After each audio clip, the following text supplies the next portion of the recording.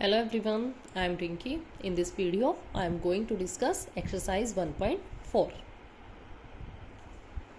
Word problems हैं यहाँ पे. So first question is choose the correct option.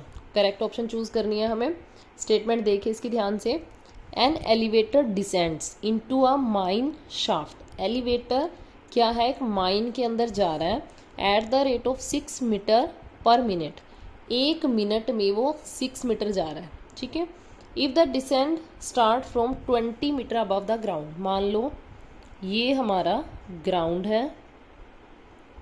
Ground से 20 मीटर यहाँ से चल रहा है ये. And how long will it take to reach -340 metre. उसे ऐसे जाना है माइन के अंदर. वो कितनी है, -340 मीटर नीचे, यहाँ तक जाना है उसे. तो ये पूछ रखा है कि टोटल टाइम कितना लेगा. अब पहले तो आप लोग टोटल डिस्टेंस देखिए.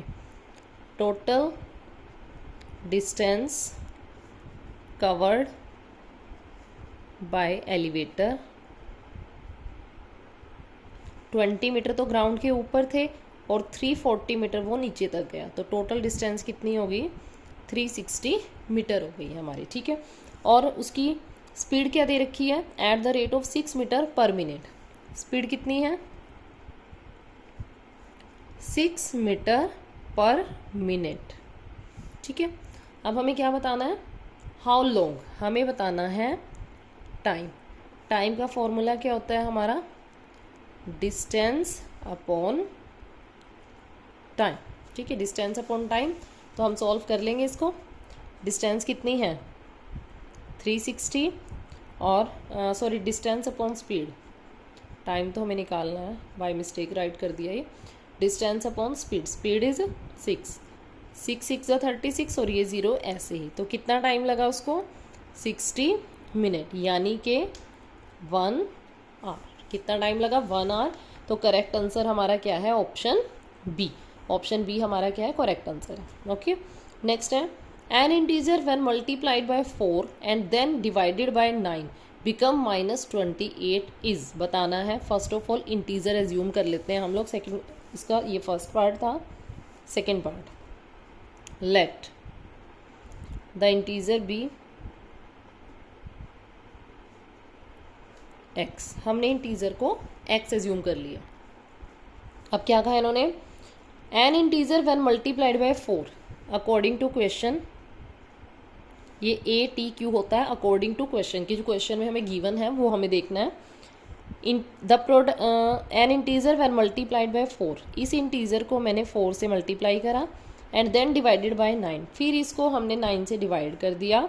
It become -28. ये क्या बन गया, -28 बन गया. अब सॉल्व कर लो आप. x की वैल्यू दूसरी तरफ -28 है. इधर 9 डिवाइड में है, उधर जाके मल्टीप्लाई में बन जाएगा. इधर 4 मल्टीप्लाई में है, इधर डिवाइड में बन जाएगा. 4 7 ज़ा 28. तो x की वैल्यू कितनी आ जाएगी, 9 7 ज़ा 63 -63. तो आपका डी ऑप्शन करेक्ट आंसर हो. Okay. Next question number 2. The product of 2 integer is 270. यहाँ पे राइट कर लो वैसे ही. Product of 2 integers is 270. One of the integer is -18. One integer -18. Find the other. तो हम अदर इंटीजर x ले लेते हैं. ये कोई ज़रूरत भी नहीं है लेने की. Let other integer is equal to x. अब according to question, first integer multiply second integer, दोनों की मल्टीप्लाई कितनी होगी, 270 होगी. तो x की वैल्यू कितनी होगी, 270 डिवाइडेड बाय -18. -18 को बेटा कॉमन ले लो. 270 बाय में कितना रह जाएगा, 18. डायरेक्ट कट करना आता है, डायरेक्ट कट करो, अदरवाइज डिवाइड कर लेते हैं. ये था हमारे पास. 270 को 18 से डिवाइड करो, 1 पे ही जाएगा क्योंकि 18 2 ज़ा 36 तो ज़्यादा हो जाएगा. अब 17 यहाँ बोरो लेंगे. 17 - 8 कितना होगा, 9. 1 - 1 0. 0 को लेके आए. 18 5 ज़ा 90। कितना आ गया दूसरे वाला जो अदर इंटीजर था, अनदर इंटीजर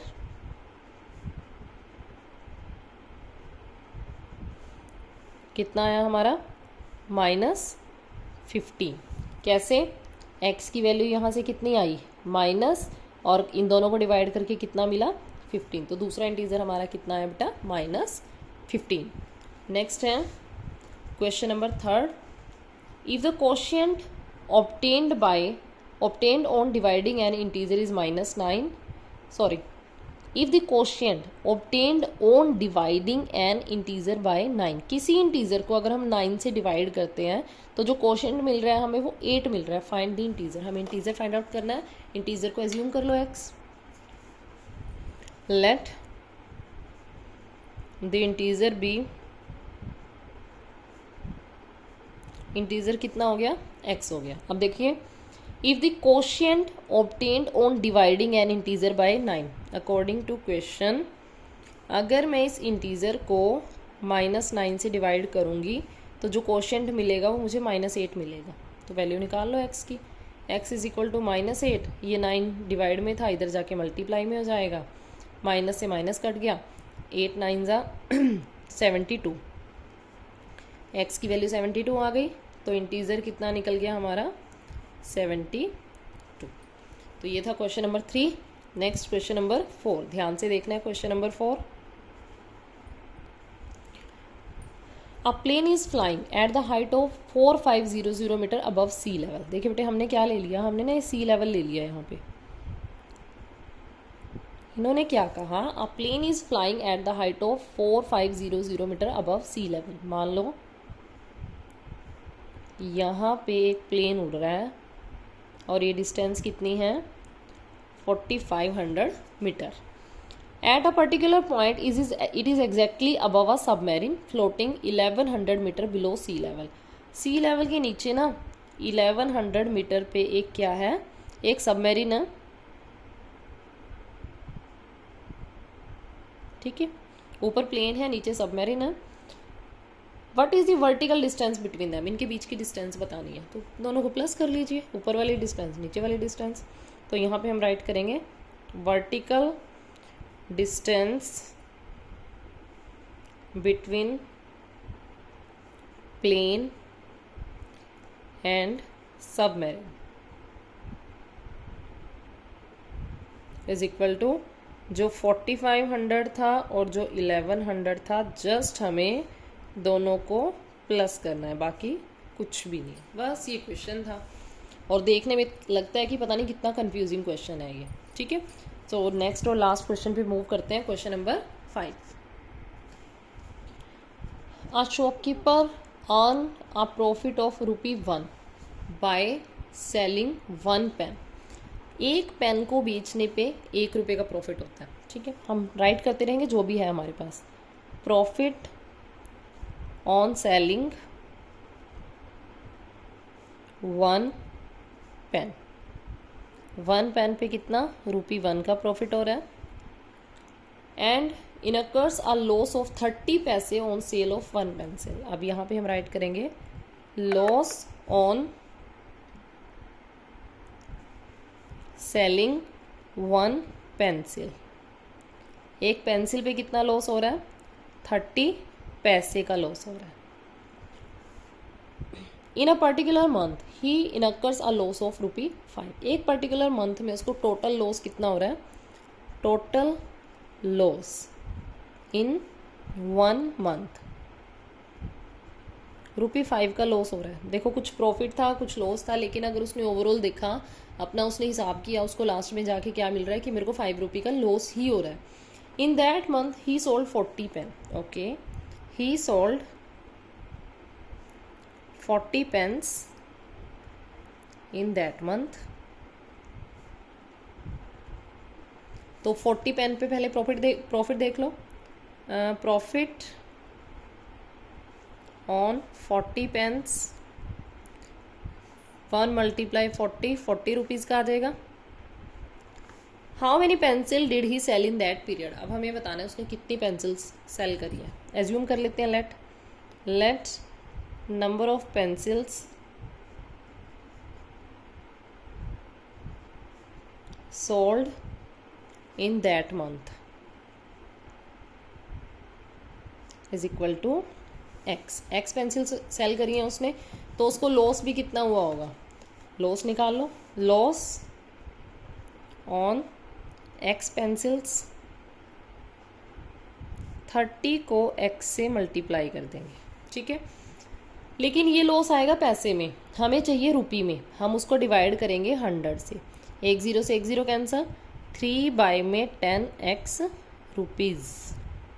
ध्यान रखना है, जो 30x है वो पैसे में है, बट हमारा क्वेश्चन रुपीज़ में चल रहा है.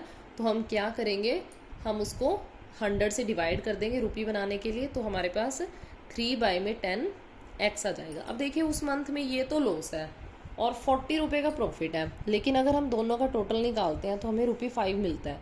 यानी कि अगर लॉस आ रहा है ना एंड में, दैट मीन्स हमारा लॉस ज़्यादा होगा. ठीक है, तो हम क्या करेंगे, टोटल लॉस में से हम टोटल प्रॉफिट माइनस करेंगे, जो कि हमारा क्या बन रहा है, ₹5 बन रहा है. ठीक है, तो अब क्या करना है हमें, 3x बाय में 10 में से हमें 40 को माइनस कर देना है. हमें क्या मिलेगा, 5. 3x बाय 10, 40 उधर जाके प्लस का 5 plus 40, 3x by 10 is equal to 45. x की वैल्यू निकाल लो. 45, 10 इधर डिवाइड में था, उधर जाके मल्टीप्लाई में, 3 मल्टीप्लाई में था डिवाइड में. 3 1 ज़ा 3, 3 5 ज़ा 15. x की वैल्यू कितनी आ गई, 150. ठीक है, तो यही पेंसिल्स हैं. Total pencils sold in that month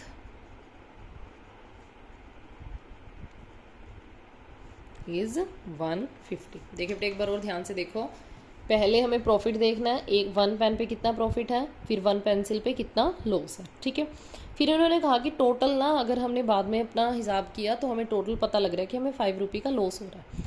उसने 40 पेन सेल करे हैं उसमें, तो 40 पेन पे प्रॉफिट उसको ₹40 का हुआ है. हमें पेंसिल्स बतानी है, हमने पेंसिल को एक्स एज्यूम कर लिया.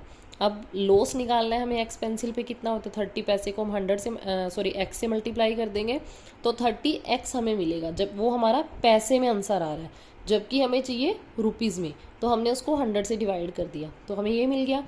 अब हमें पता है कि हमें लास्ट में ना लॉस हो रहा है, दैट मीन्स लॉस ज़्यादा हुआ होगा, तो हम टोटल लॉस में से टोटल प्रॉफिट को माइनस कर देंगे. 3x बाय 10 में से हमने 40 को माइनस किया, हमें 5 मिला. उसके बाद ये कैलकुलेशन करके x की वैल्यू मिल रही है हमें 150. तो टोटल पेंसिल्स कितनी है, 150 है. तो ये थी बेटा हम लोगों की एक्सरसाइज 1.4.